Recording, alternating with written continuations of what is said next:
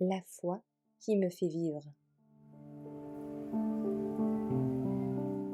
Une église respectueuse du sabbat, le 12 octobre. Des vérités qui se distinguent. Le dragon fut irrité contre la femme, et il alla faire la guerre au reste de sa postérité, à ceux qui gardent les commandements de Dieu et qui ont le témoignage de Jésus-Christ. Apocalypse 12, verset 17. Dans le 12e chapitre de l'Apocalypse est représenté le grand conflit entre les obéissants et les désobéissants. Le signe de l'obéissance est l'observation du sabbat, du 4e commandement.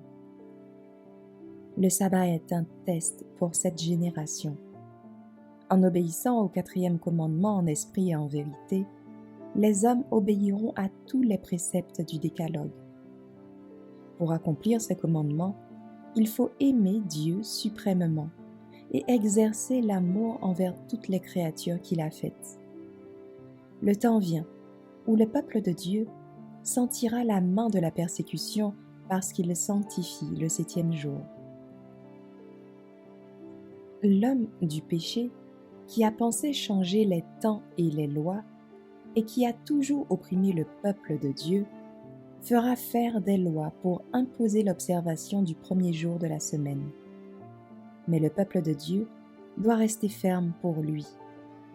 Que personne ne cède à la tentation et ne devienne moins fervent dans son attachement à la loi de Dieu, à cause du mépris dont elle est l'objet.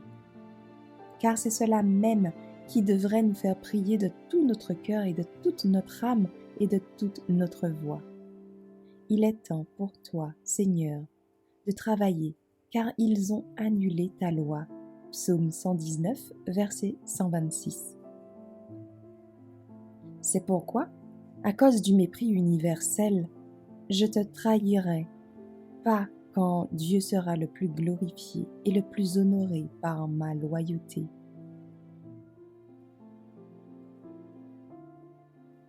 Les adventistes du 7e jour doivent-ils relâcher leur dévouement lorsque toute leur capacité et tout leur pouvoir doivent être placés du côté du Seigneur?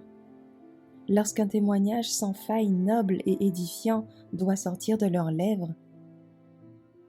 C'est pourquoi j'aime tes commandements plus que l'or fin. Psaume 119, verset 127.